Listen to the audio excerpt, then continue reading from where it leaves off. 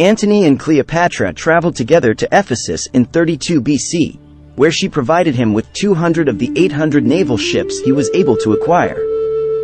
Ahenobarbus, wary of having Octavian's propaganda confirmed to the public, attempted to persuade Antony to have Cleopatra excluded from the campaign against Octavian. Publius Canidius Crassus made the counterargument that Cleopatra was funding the war effort and was a competent monarch. Cleopatra refused Antony's requests that she return to Egypt, judging that by blocking Octavian in Greece she could more easily defend Egypt. Cleopatra's insistence that she be involved in the battle for Greece led to the defections of prominent Romans, such as Ahenobarbus and Lucius Munatius Plancus. During the spring of 32 BC, Antony and Cleopatra traveled to Athens, where she persuaded Antony to send Octavia an official declaration of divorce.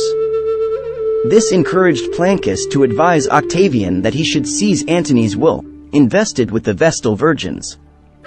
Although a violation of sacred and legal rights, Octavian forcefully acquired the document from the Temple of Vesta, and it became a useful tool in the propaganda war against Antony and Cleopatra.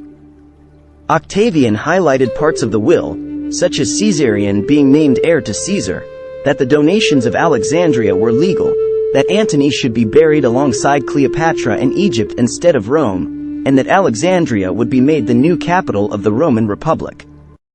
In a show of loyalty to Rome, Octavian decided to begin construction of his own mausoleum at the Campus Martius. Octavian's legal standing was also improved by being elected consul in 31 BC. With Antony's will made public, Octavian had his casus belli, and Rome declared war on Cleopatra, not Antony.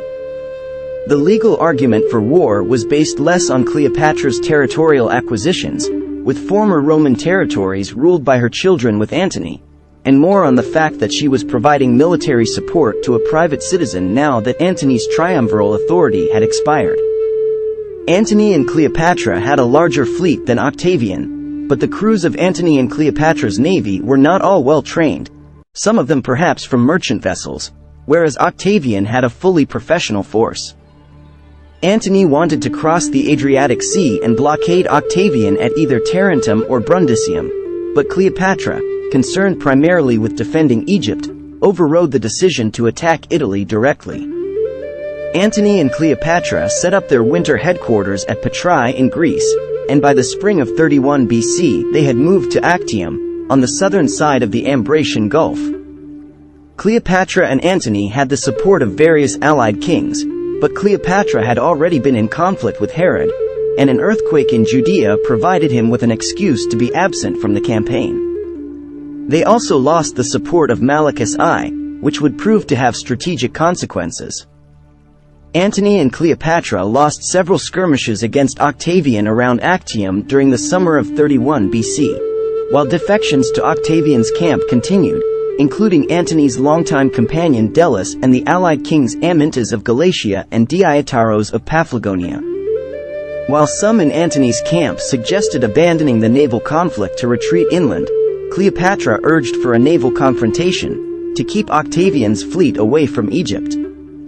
On the 2nd of September 31 BC the naval forces of Octavian, led by Marcus Vipsanius Agrippa, met those of Antony and Cleopatra at the Battle of Actium. Cleopatra, aboard her flagship, the Antonias, commanded 60 ships at the mouth of the Ambracian Gulf, at the rear of the fleet, in what was likely a move by Antony's officers to marginalize her during the battle.